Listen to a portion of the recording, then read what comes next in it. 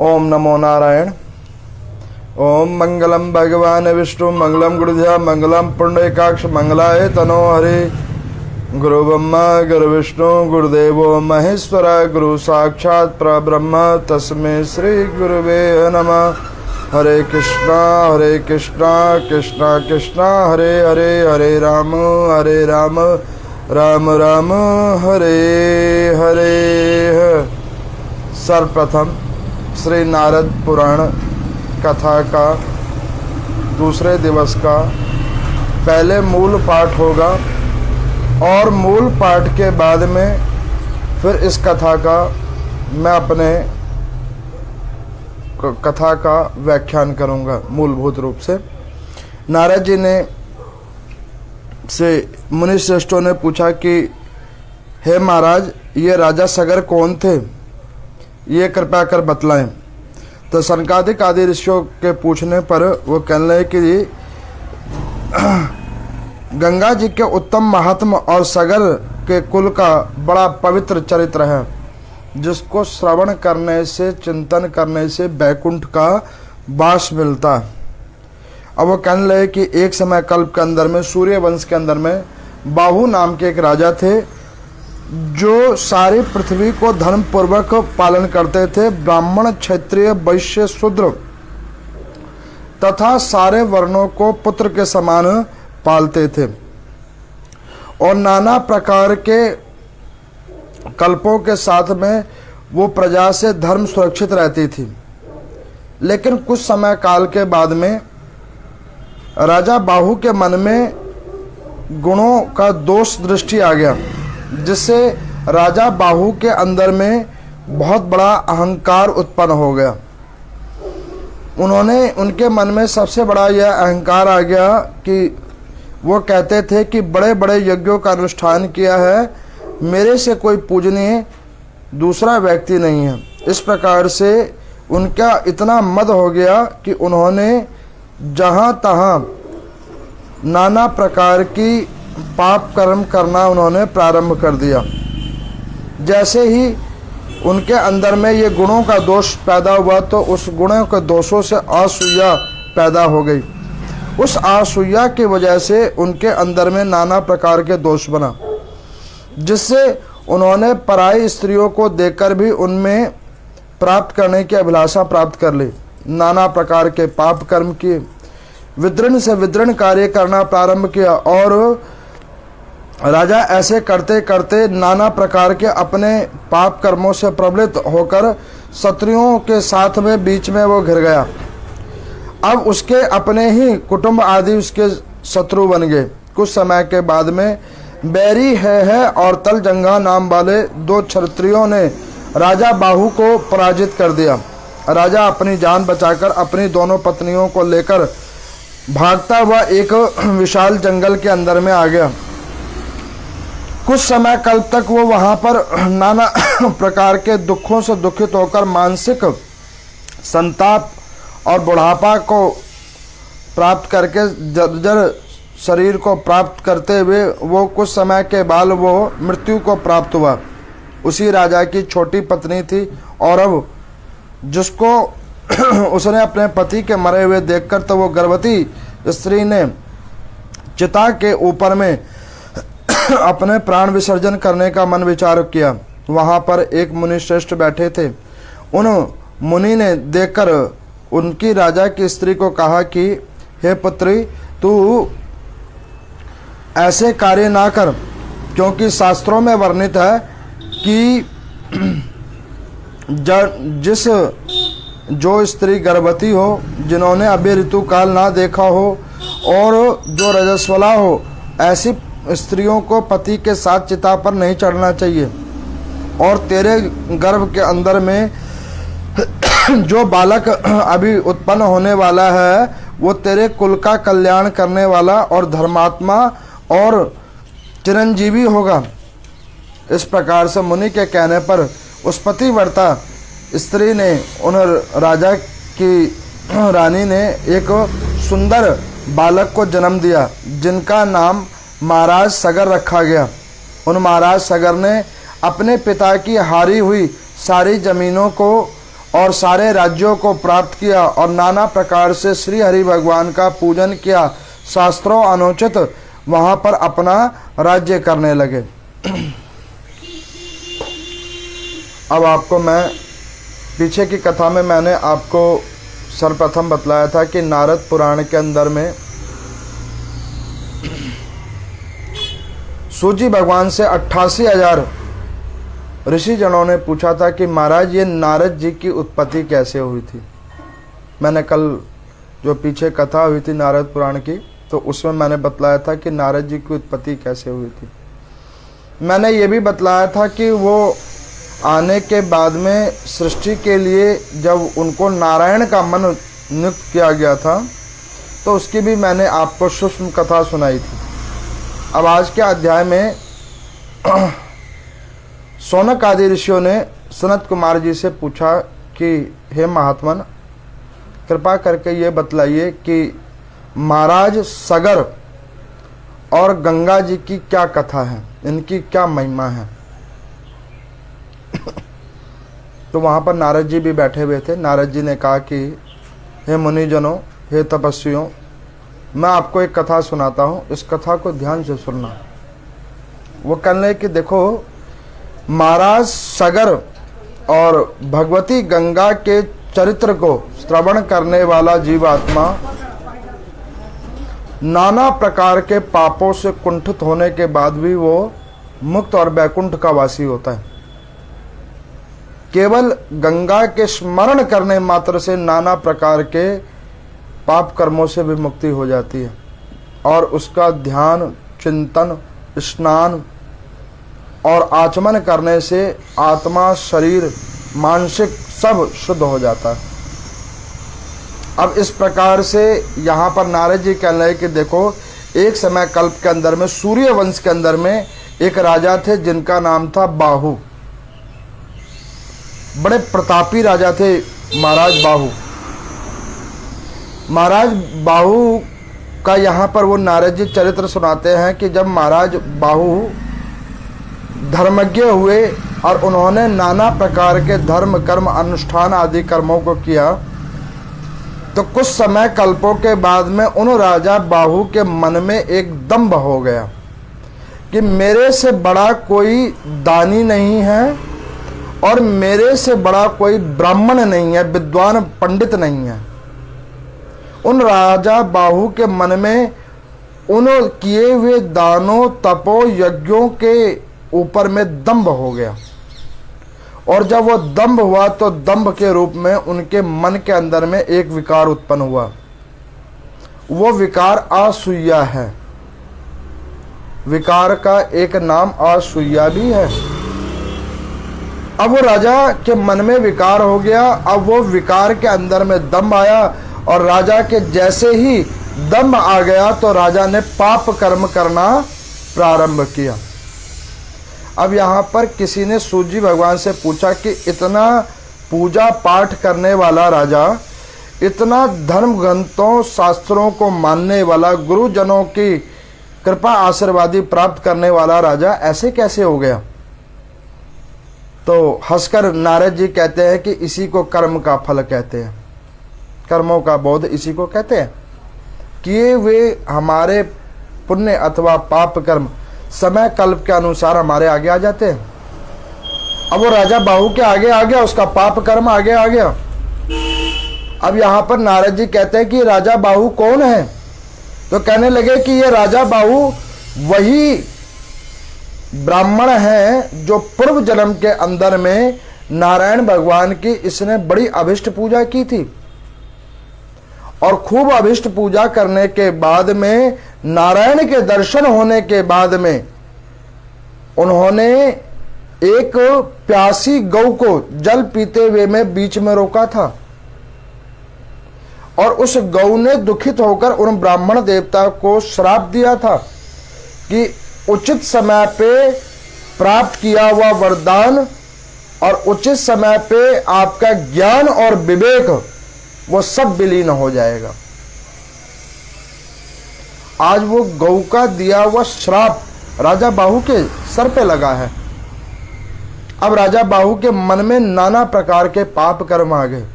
जो पूर्ण वैष्णव था वो पापी बन चुका है राजा बाहु। ऐसा पापी राजा बाहु, उसने नाना प्रकार के पाप कर्म करना प्रारंभ कर लिया। नगर के अंदर में कर्ज ज्यादा लेना प्रारंभ किया, लोगों को दुखी करना प्रारंभ किया, पर स्त्री का गमन करना उसने प्रारंभ किया। बहुत लोग दुखी हुए, चिंतित हुए। अब राजा के ऐसे विलक्षण हालात को देखकर राजा की 2 पत्नियां थी, वो भी बड़ी दुखी थी कि राजा ऐसे कैसे हो गया। जो धर्मात्मा राजा था वो इतना बड़ा पापी कैसे बन गया। अब इस बातों को जब उन्होंने सुना तो उन्हें बड़ा दुख प्राप्त हुआ।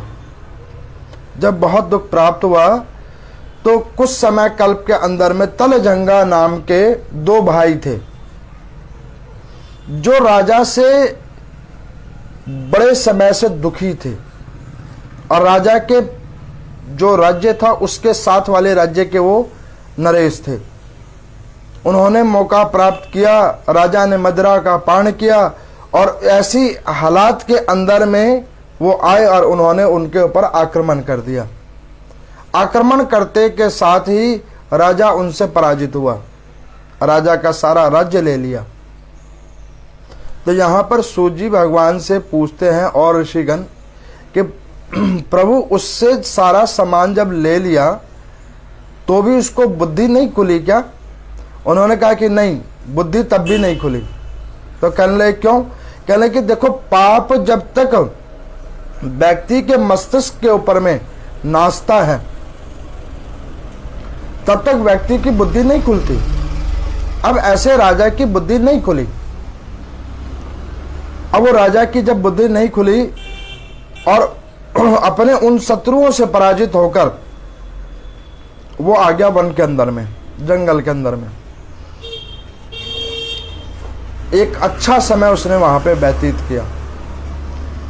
भूख प्यास से दुखित होकर राजा, मानसिक तनाव से दुखित होकर जर्जर शरीर को प्राप्त करके राजा कुछ समय कल्प के बाद मृत्यु को प्राप्त हुआ। राजा की एक स्त्री भी राजा के साथ उसी वक्त मृत्यु को प्राप्त हुई। राजा की दूसरी स्त्री थी जो छोटी स्त्री थी और वो गर्भवती थी। अब उसने विचार किया कि वो भी जाकर सती हो जाए, राजा के साथ ही जाकर मर जाए। तो उस वन के अंदर में एक पवित्र मुनि थे जिनका नाम था महर्षि औरव। ऐसे पवित्र मुनि महर्षि औरव, उन्होंने देखा और उन्होंने कहा कि अरे पुत्री, तू अपने शरीर का त्याग ना कर। तो उन्होंने कहा कि प्रभु, मेरा पति नहीं है और हम लोग किसी के अधीन होने से अच्छा मृत्यु को प्राप्त करना ज्यादा उत्तम है। तो उन्होंने कहा कि पुत्री, तू घबरा मत, तेरे गर्भ के अंदर में जो बालक है उस बालक आगे चलकर इस राज्य का पुनः वो मालिक बन जाएगा। तू ऐसे अपने शरीर का दाह मत कर। उन मुनि की बात को उन्होंने ध्यान से सुना। मुनि ने शास्त्रों का वर्णन किया। अब यहां पर सूत जी से सनत कुमार आदियों ने पूछा कि प्रभु, एक बात समझ नहीं आई कि जब शास्त्रों की वर्णित कथाओं को लोग सुनते हैं उसके बाद भी लोग समझते क्यों नहीं हैं? तो सूत जी भगवान कहते कि अगर सब समझ जाते तो पुनः पुनः पृथ्वी लोक के ऊपर में जीवात्मा कैसे आते। अब यहां पर उस औरव मुनि की कृपा से उस राजा के कुछ पुण्य कर्मों के फल से उस रानी के यहां पर एक पुत्र उत्पन्न हुआ जिनका नाम था महाराज सगर। उन महाराज सगर ने बहुत प्रतापी राजा बने। अपने पिता का हारा हुआ राज्य ले ही लिया। जिन पड़ोसी राज्यों ने वहां पर राज्य कर रखा था उनका भी राज्य उन्होंने ले लिया। वो ऐसे सम्राट बने कि उन्होंने अपने आसपास के सारे क्षेत्रों को जीत लिया। महाराज सगर ने चक्रवर्ती सम्राट वो बने महाराज सगर। जिनके कुल के अंदर में नाना प्रकार के पुण्य कर्म करने लगे। अब वो जो महाराज सगर थे वो बड़े धर्मात्मा थे, वो नारायण भगवान में बड़ी आस्था रखते थे, उनका बड़ा पूजा तप यज्ञ करते थे। क्यों? क्योंकि वो महर्षि औरव का आशीर्वाद था, उनका सत्संग था, उसके प्रभाव से उनके अंदर में शुद्ध विचारों का प्रविष्टि थी। नाना प्रकार के शुभ कर्म करते हुए महाराज सगर ने सारे राज्यों को पुत्र के समान पालन करना प्रारंभ किया। कुछ समय कल्प के बाद में महाराज औरव ने कहा कि पुत्र, तुम्हारे कुल के पुरोहित महर्षि वशिष्ठ होंगे। ऐसे वशिष्ठ मुनि जी को उनके कुल का पुरोहित बनाया और उनको कहा कि महाराज, अब आप चक्रवर्ती सम्राट हैं, तो आप एक बार अश्वमेध यज्ञ कीजिए। राजा के अश्वमेध यज्ञ को होता हुआ देखकर इंद्रादिक आदि देवता भयभीत हो गए। उन्हें लगा कि ये राजा बाहु का कहीं पापी पुत्र तो नहीं है, क्योंकि राजा बाहु जब सारा साम्राज्य जीता तो उन्होंने अमरावतीपुर को भी जीत लिया था और उनके ऊपर भी उन्होंने अत्याचार करना प्रारंभ कर लिया था। तो उन्होंने भयभीत होकर उनको कहा कि महाराज, क्या ये उसी बाहु का बेटा है सगर? तो उन्होंने उनकी इस अश्वमेध यज्ञ के अंदर में विघ्न बाधा को उत्पन्न करने के लिए देवराज इंद्र ने उन राजा सगर का जो अश्व था, उस यज्ञ का अश्व, उसको चुराकर महर्षि कपिल मुनि के यहां पर वो बांध आए थे। महर्षि कपिल मुनि ने पूछा कि हे महाराज, हे इंद्र, आपने ये अश्व मेरे आश्रम पे क्यों बांधा है? तो देवराज इंद्र ने क्या कहा था कि हे महात्मन, मुझे इस बाहु के पुत्र सगर के कुछ हाव भाव अच्छे नहीं लगते।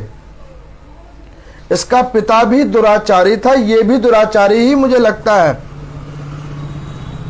अब ऐसा कहकर उन्होंने कहा तो कपिल मुनि ने उन्होंने आश्वासन दिया कि तुम इस अश्व को जहां से लाए हो वहीं पे छोड़ दो। अगर राजा सगर मेरे पास आएंगे तो मैं उन्हें समझाऊंगा और तुम्हारे ऊपर में वो कोई भी कोप नहीं करेंगे। अब ऐसा कहकर कपिल मुनि ने उन इंद्र को उस अश्व के साथ वापस भेज दिया। लेकिन इंद्र के मन में अभी भी शांति नहीं आई। जब कपिल मुनि समाधिष्ट हो गए, समाधि में लीन हो गए, तब वो संध्या काल में छुपकर पाताल के अंदर में जाकर कपिल मुनि जो साधना कर रहे थे उनके आश्रम के आगे जाकर उस अश्व को बांध दिया। अब ऐसे पवित्र मुनि कपिल मुनि, जिनको कभी क्रोध नहीं आता, ऐसे पवित्र संत जिन्हें कभी किसी भी प्रकार का तामसिक गुण उनके अंदर प्रवेश नहीं करता, वो ध्यान चिंतन करने के लिए भी पृथ्वी लोक से सुतल लोक में चले जाते हैं, पाताल लोक में जाकर वो साधना करते हैं। ऐसे पवित्र मुनि कपिल मुनि, अब ऐसे पवित्र कपिल मुनि जी उस आश्रम में कर रहे थे ध्यान चिंतन, और उनके कुछ मुनिजन, उनके शिष्य जन वहां पर बैठकर वहां पर वो भी अपने गुरुदेव भगवान के साथ में ध्यान चिंतन कर रहे थे। महाराज सगर को पता लगा कि उनका अश्व चोरी हो गया। महाराज सगर के 16,000 पुत्र थे। पृथ्वी का सारा भाग उन्हीं के हाथ में था। अब ऐसे महाराज सगर ने अपने पुत्रों को बोला कि भैया, हमारा अश्व किसने चुरा लिया? पृथ्वी के सर्वत्र कोने कोने घूमे, उनको अश्व नहीं मिला। अश्व जब नहीं मिला तो बड़े दुखित हुए। फिर कहीं से उन्हें सूचना मिली कि अश्व पाताल लोक के अंदर में है, कपिल मुनि के आश्रम में। अब वो सब लोग पाताल लोक के अंदर आए, कपिल मुनि के आश्रम पे गए। वहां पर उस ऋषि का उन्होंने अपमान करना शुरू किया, संत का अपमान करना शुरू किया। ऐसे संत जो साधना के लिए स्वयं ही पाताल लोक में आ गए हैं, ऐसे संत का अपमान करना प्रारंभ किया। कपिल मुनि को क्रोध आया और उस क्रोध अग्नि में उन राजा के 15,999 पुत्र भस्म हो गए, उनके क्रोध अग्नि के अंदर में। अब यहां पर किसी ने सूत जी भगवान से पूछा कि महाराज, जिस मुनि को क्रोध नहीं आता था, उस मुनि को इतना क्रोध कैसे आ गया? वो एक बार ध्यान करके देखते भी तो सही कि भाई बात क्या है, ये लड़ाई क्या हो रही है। अमित तेजस्वी संत थे कपिल मुनि। तो यहां पर नारद जी कहते हैं कि जो विधाता ने लिख रखा होता है वो तो फलित होना ही होना होता है, उसको कोई रोक नहीं सकता। अब उन्होंने कहा कि प्रभु, विधाता ने क्या लिख रखा था? तो उन्होंने कहा कि विधाता ने यह लिख रखा था कि दंभ और पाप चाहे कितना भी हो, लेकिन सत्य का तेज उन सारे दंभ और पापों को एक बार में भस्म करने की शक्ति रख सकता है। ये उसका प्रमाण है। और जब दंभ और पाप जब भस्मित हो जाता है, तभी पतित पावनी गंगा जल धर्म रूप में जीवात्मा के अंदर में उतरती है, पुण्य प्रकाश में। अब ऐसे महाराज के सारे पुत्र मारे गए। अंतिम पुत्र उनका बचा अंशुमान। महाराज सगर पुत्रों की मृत्यु में बड़े शोकित हुए और वो भी मृत्यु को प्राप्त हो गए। अब महाराज वशिष्ठ को उन्होंने पूछा कि ये मेरे कुल का नाश कैसे हो गया? तो उन्होंने ज्ञान दृष्टि से देखा और बतलाया कि देखो, इंद्र ने ऐसा कृत्य किया, उसके प्रभाव से ये तुम्हारे कुल का नाश हुआ है। राजा बाहु को लगा हुआ श्राप तुम्हारे पिताजी समेत सबको प्राप्त हुआ है। तो कहने लगे कि एक व्यक्ति का श्राप पूरे कुल को लगा है।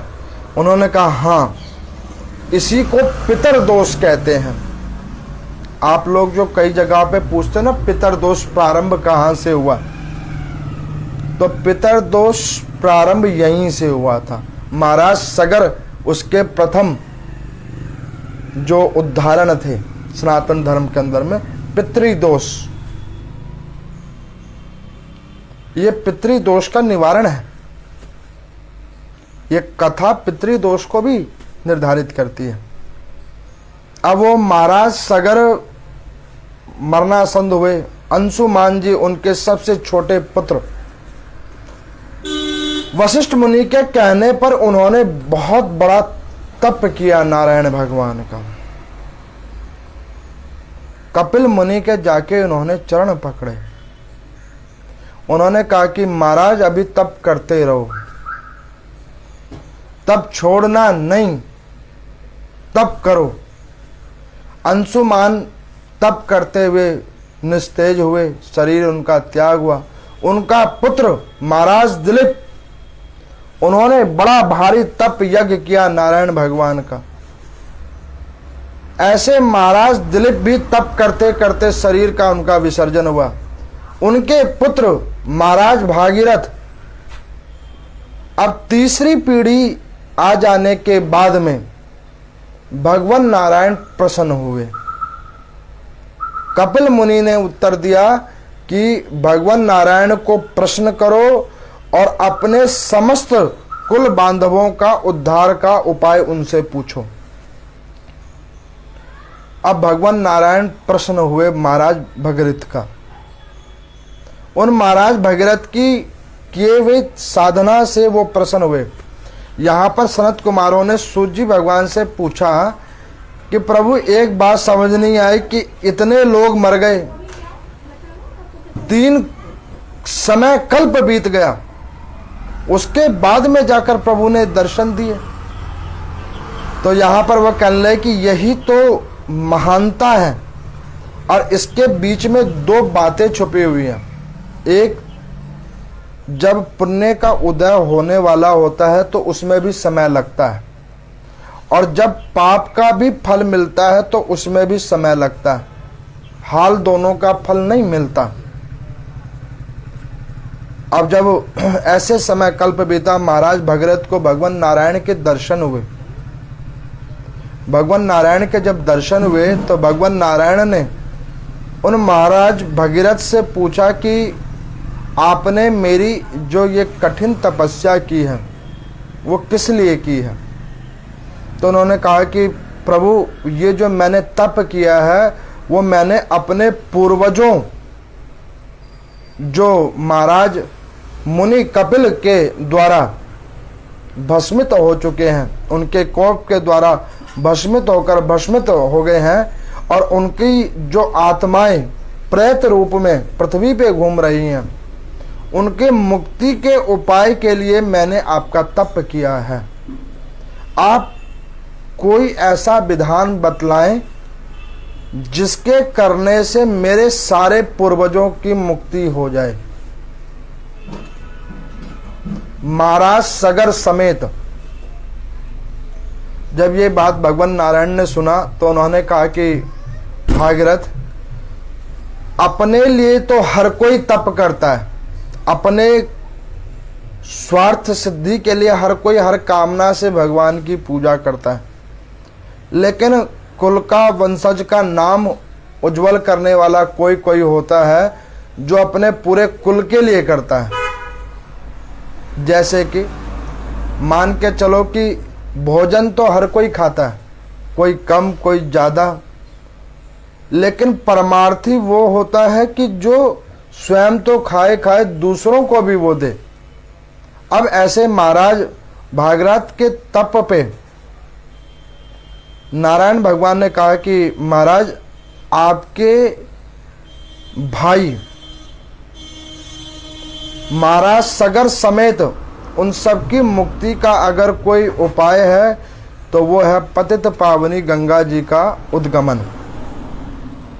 उस गंगा जी की धाराओं को तुम लेके जाओ, और जहां जहां तुम्हारे भाई मृतक पड़े हैं, उनके अवशेष हैं, उस अवशेषों के ऊपर में उस जल का जो है सो धाराओं से उनको शुद्ध करो, और उन जल की धाराओं को शुद्ध करने के बाद में अपने आप को मुक्त करो। अब जब ये बात उन्होंने कहा तो उन्होंने कहा कि प्रभु ठीक है, बहुत अच्छी बात है। अब इतनी कथा होने के बाद उन्होंने कहा कि क्षीर सागर के अंदर में बहने वाली श्री नारायण के श्री चरणों से बहने वाली पतित पावनी गंगा वो पृथ्वी लोक पे उतरेंगी कैसे।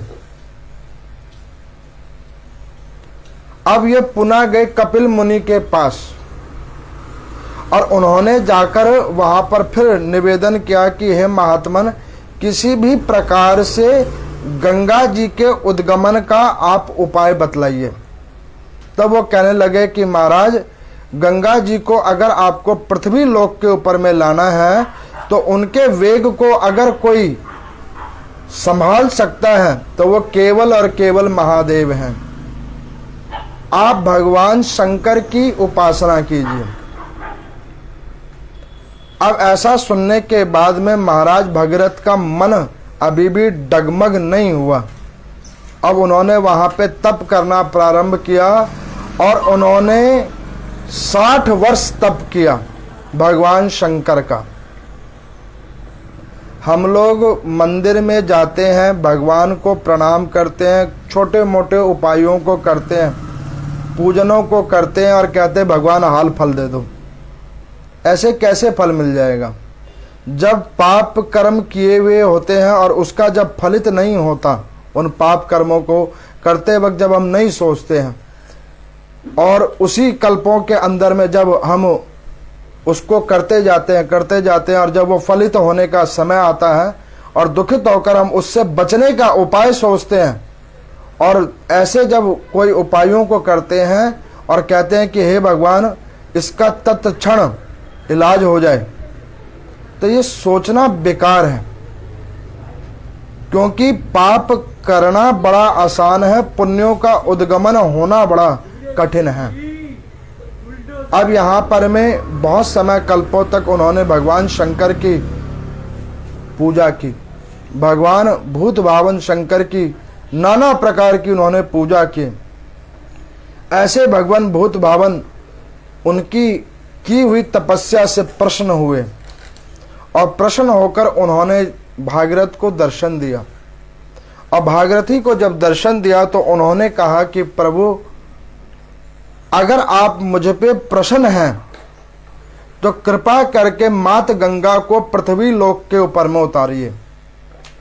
आप ऐसा कोई उपाय कीजिए जिससे मेरे कुल का जो विनाश हो गया है, उन प्रेत योनि के अंदर में रहने वाले मेरे उन पितरों को मुक्ति दिलवाइए। जो मुझे पितरी दोष लग चुका है उस पितरी दोष से मुझे मुक्त करवाइए। अभी मैं पीछे त्र्यंबकेश्वर गया था, वहां पर भी पितरी दोष का उपाय होता है। ब्रह्मा विष्णु महेश तीनों विद्यमान है, पितरी दोष का वहां पे उपाय होता है।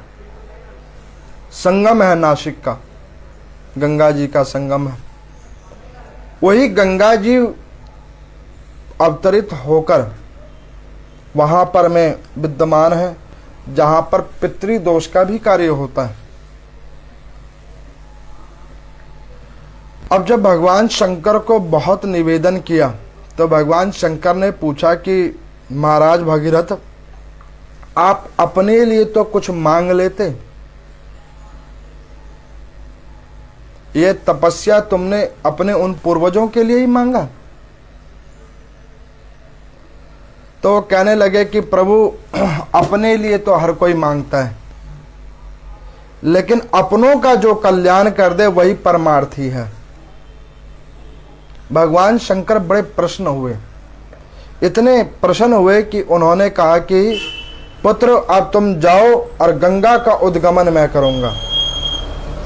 मां भगवती गंगा का आवाहन किया भगवान भूत भावन शंकर ने, और ऐसा आवाहन करते हुए भगवान शंकर के आगे मां भगवती गंगा जल रूप में प्रकट हुई।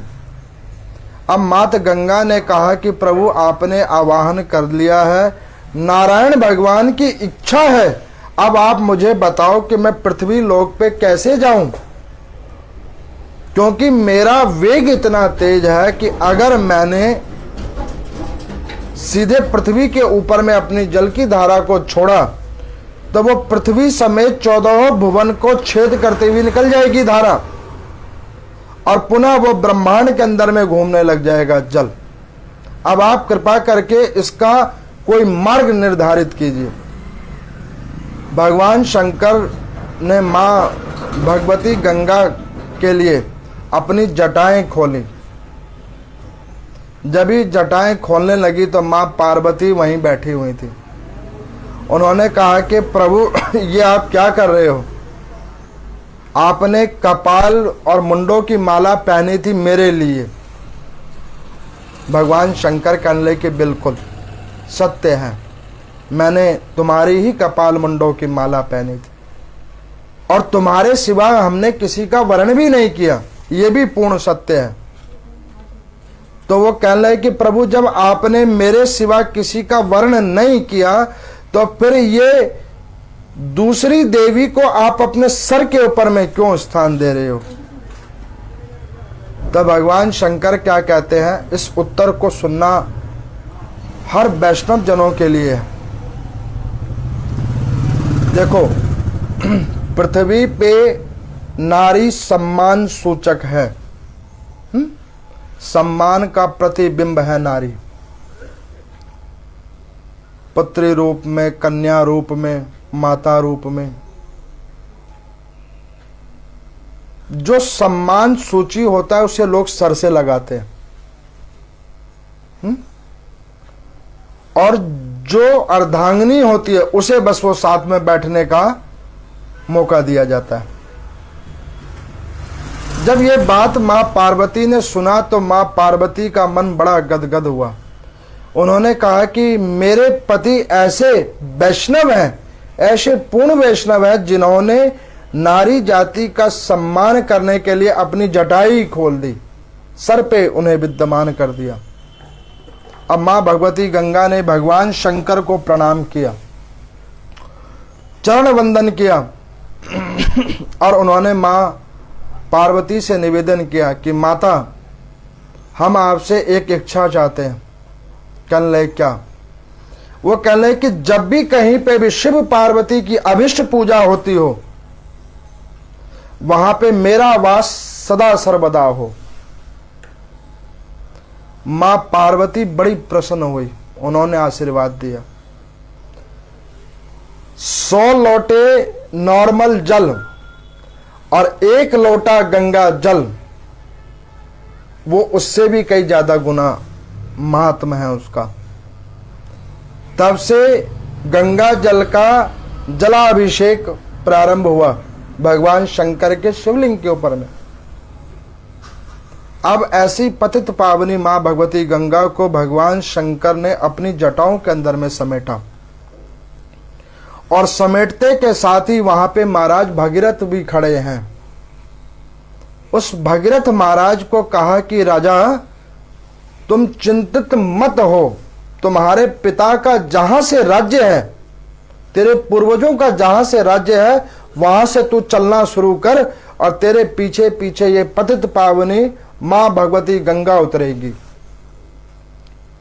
तो गौमुखी जो गंगा जी का उद्गमन स्थल है, गंगोत्री जिसे कहते हैं, ऐसे पवित्र स्थल के ऊपर में भगवान शंकर ने अपनी जटाएं डाली पृथ्वी के ऊपर में, और उस जटाओं की सहारे से वो गंगा जी धीरे धीरे उतरते भी गौमुखी से गंगोत्री होते हुए पूरे पृथ्वी लोक के ऊपर में वो फैलती गई।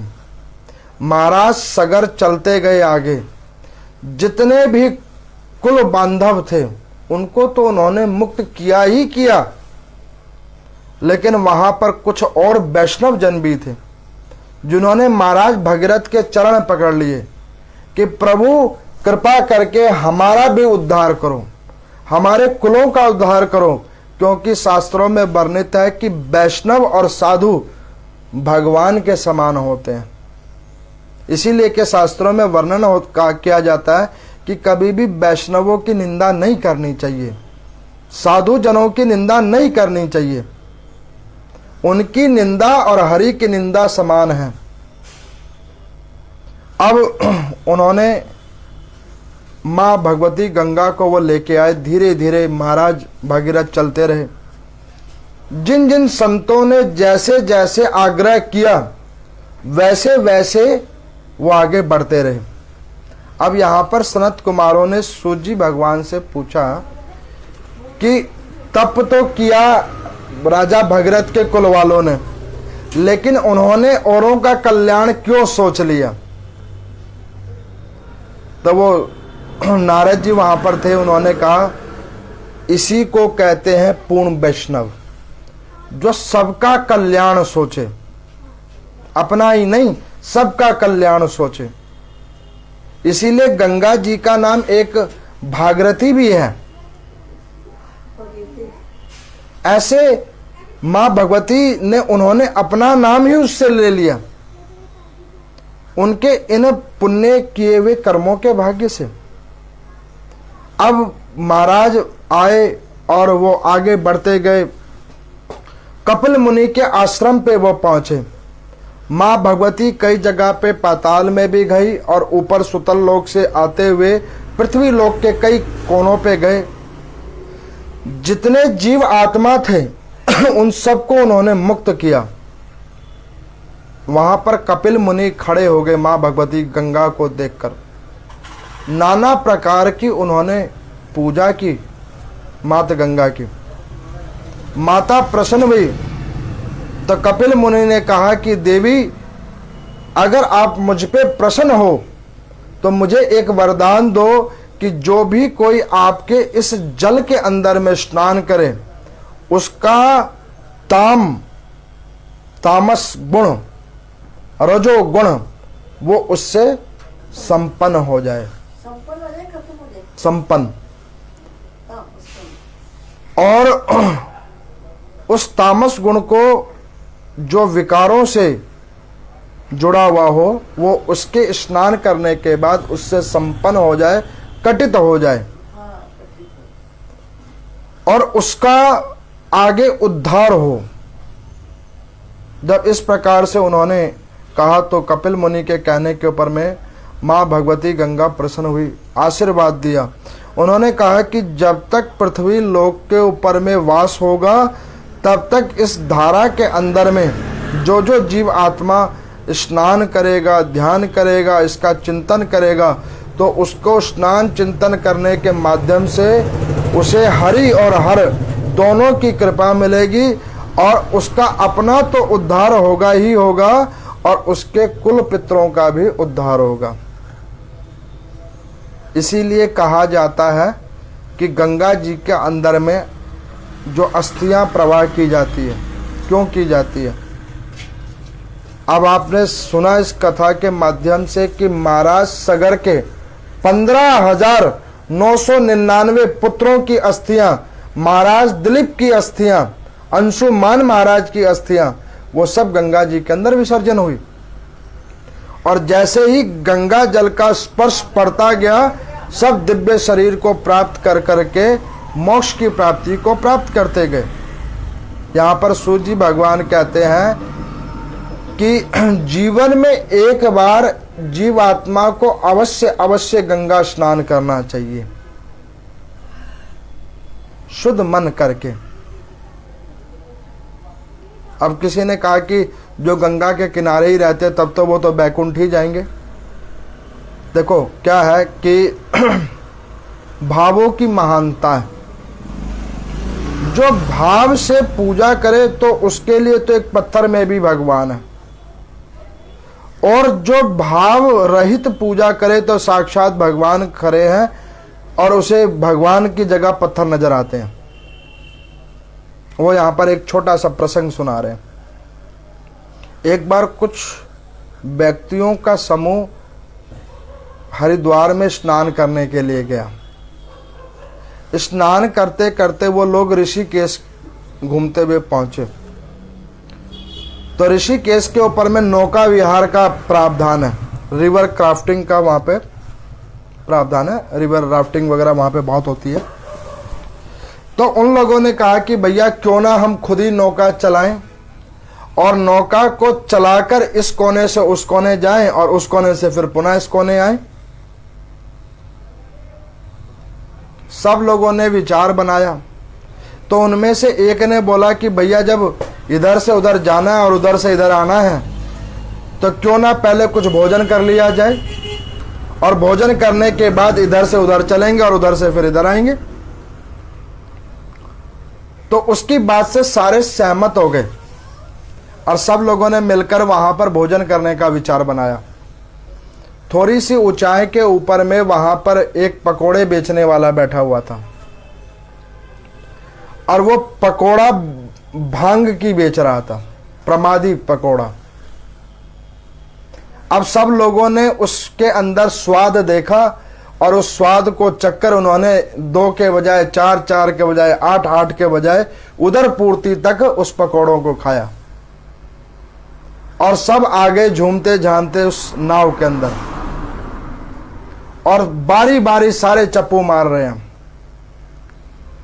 और मार रहे हैं और सुबह से चप्पू मारना शुरू किया। रात हो गई, अगले दिन फिर सुबह हो गई, और फिर जब शाम हुई लोगों की नींद खुली तो उनका एक मित्र जिसने पकोड़े का विचार रखा था, भोजन का विचार रखा था, उसकी जब नींद खुली तो उसने बोला कि भैया उठो उठो, हमारा किनारा आ गया। तो दूसरा व्यक्ति कहने लगा कि भैया किनारा कहाँ आया, ये तो हमने धागा ही नहीं खोला, हम तो जहाँ थे वहीं के वहीं रह गए, एक दिन पूरा हमने गवा लिया इस किनारे को ढूंढने के लिए और हमें कुछ नहीं पाया। यहाँ पर सूर्य भगवान कहते हैं कि ये जो नाव है ये मानव शरीर है जीवात्मा का, उसके अंदर में बैठी हुई आत्मा उसके नाविक है। पाप और पुण्य कर्मों के अनुसार हम लोग पकवान खाते हैं, जो भोगते हैं उदर पूर्ति तक, अंतिम छोर समय कल्प तक उस कर्मों को भोगते हैं। व्यक्ति पाप करने में भी पीछे नहीं हटता। कितनी कथाओं को सुन ले, कितने पूजाओं को कर ले, कैसे भी कर ले, लेकिन जब पाप करने का अवसर आता है तो वो पीछे नहीं हटता। उदय पूर्ति तक वो पाप कर्म करता रहता है, कंटिन्यू पाप करता रहता है। और करते करते सुबह आ जाती है, शाम चली जाती है, जीवन की शुरुआत होती है और अंतिम समय पे पहुंच जाता है। और जब वो मरना संध होकर पहुंच जाता है, मरने को पहुंच जाता है, तो फिर वो देखता है कि अरे भैया वो तो नाव वहीं बंधी हुई है, हम तो उस नाव को उसकी रस्सी ही नहीं खोल पाए। पूरी जिंदगी पता नहीं किधर चप्पू चलाया, यही नहीं पता लगा। किनके लिए इतनी भाग दौड़ चोरी जारी करते रहे, वही पता नहीं लगा, बस भागते रह गए। अब ऐसे करते करते जीवात्मा आता और चला जाता है। और इन भांग के पकौड़ों के रूप में ये भौतिक संसाधन, सांसारिक लोग, जीवात्मा लोग, वो हमें भोगते चले जाते हैं, हम उन्हें भोगते चले जाते हैं, और आदमी अंतिम में मरना संध को प्राप्त हो जाता है और कुछ भी वो नहीं प्राप्त कर पाता। खाली हाथ आता है और खाली हाथ ही वापस चला जाता है। भगवान को भी बड़ा आश्चर्य होता है कि जब तू आया था तब तो तेरे हाथ में मैंने कर्मों अनुसार फल लिख के भेजा था, लेकिन तू अब जा रहा है तो फिर भी खाली आ रहा है, उन रेखाओं को भी मिटा के आ रहा है।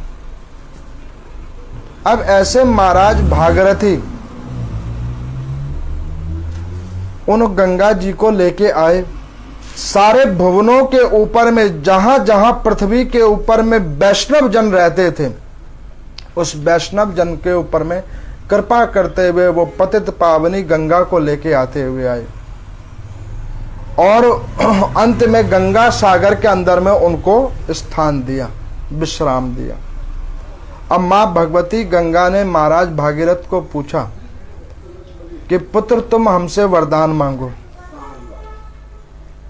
ऐसे साधु महाराज भागीरथ, उन्होंने मां भगवती गंगा से कहा कि माता, अगर आप मुझे वरदान देना चाहती हो तो केवल और केवल मुझे एक वरदान दो कि जो भी कोई इस पतित पावनी गंगा का स्मरण करे, इनका चिंतन करे, इनका मनन करे, इसमें स्नान करे, ध्यान करे, उन जीवात्माओं का कल्याण सदा सर्वदा होता रहे। अब इस प्रकार से एक पतित पावनी मात गंगा की कथा है, महाराज सगर की कथा है, महाराज बाहु की कथा है और नारद जी के द्वारा व्याख्यानित एक कथा है जो मैंने आप लोगों को सुनाई है। इस पतित पावन कथा को श्रवण करने से गंगा जी के अंदर में 101 डुबकी लगाने का फल का प्राप्ति का विधान है। जो कोई इस कथा को पवित्र मन से श्रवण करते हैं, इसका चिंतन करते हैं, मनन करते हैं, उनके ऊपर सदैव हरि भगवान की कृपा होती है। मेरे को किसी ने, कल कथा नहीं हुई थी तो मेरे को किसी ने मैसेज करके भेजा कि पंडित जी, हर व्यक्ति का हर चीज़ का एक उद्देश्य होता है।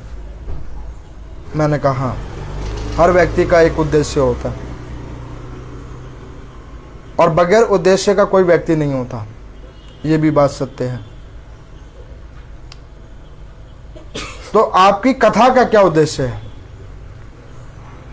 तो मैंने उन्हें बोला कि देखो, पहली बात, मेरी कथा नहीं है, मेरी तो कोई कथा ही नहीं है, कथा है पुराणों की। और मैंने कई बार बतलाया कि मेरा उद्देश्य केवल और केवल हरि नाम संकीर्तन का प्रचार प्रसारण करना है। तो उन्होंने मुझे पूछा कि पंडित जी एक बात और समझ नहीं आई। मैं कहा क्या? तो वो मुझे कहते कि आप जो कई बार कथा सुनाते हो, तो वो कथा सुनने के बाद में हमें ऐसा महसूस होता है कि वो सामने में हो रहा हो। ऐसे चित्रात्मक रूप में कैसे वो प्रत्यक्ष हो जाता है? तो मैंने उनको बोला कि भैया देखो, जिसके अगर भाव शुद्ध करके ऐसी कथाओं को सुनेगा और इस कथाओं में विश्वास करेगा तो उसे वास्तविक ही कथा लगेगी। और मैं आपको बतलाता हूं, देखो ये मेरा अपना अनुभव है। बहुत बार मेरे साथ ऐसा हुआ है, एक दो बार नहीं, बहुत बार। मैं मन से तो कुछ और कभी सुनाने के लिए आता हूं, लेकिन जब वो ग्रंथ खुलता है तो उस समय में जो विचार करके आया होता हूं, जो अध्ययन करके आया होता हूं, वो तो कहीं और ही छूट जाता है। और उस समय में जो पुराण के देवता हैं, जो पुराण के अंदर बसने वाले भगवान है, वो माँ भगवती सरस्वती को कह के किस रूप से वो कथा सुनवा देते हैं, वो मुझे भी नहीं पता लगता। और मजे की बात तो ये है कि जब मैं कथा सुना देता हूं और कुछ घंटों के बाद अगर मैं उसको ध्यान करता हूं, तो जो मैंने सुनाई होती है वो भी मुझे विस्मरण हो जाती है कि मैंने कथा में सुनाई क्या थी। उसको फिर मैं दोबारा जब सुनता हूं तो मुझे ध्यान आता है कि अच्छा मैंने ये भी सुनाया था। तो देखो, जो ऐसे पुराणों की कथा का वाचन होता है ना, वो कथा कहना और सुनाना वो व्यक्ति विशेष के हाथ में नहीं होता। वो कहना और सुनाना उसके अंदर बसने वाले देवता के हाथ में होता है। वो जो कहलवाना चाहते हैं वो अपने आप मन मस्तिष्क के ऊपर में आ जाते हैं और वही वाणी उसको अनुवाद करके सुना देती है। और मैं सबको यही कहता हूं कि भैया, कथा मैं कैसा सुना रहा हूं उसको मत ध्यान दो, मैं ये कह रहा हूं कि उस कथा की महानता को ध्यान दो। जो महात्म मैंने आपको सुनाया, उस महात्म के ऊपर में थोड़ा सा ध्यान दो, उसमें जागरूकता को बढ़ाओ और इन पवित्र कथाओं को श्रवण करके अपना और अपने कुल बांधवों की मुक्ति करवाओ। ओम नमो नारायण।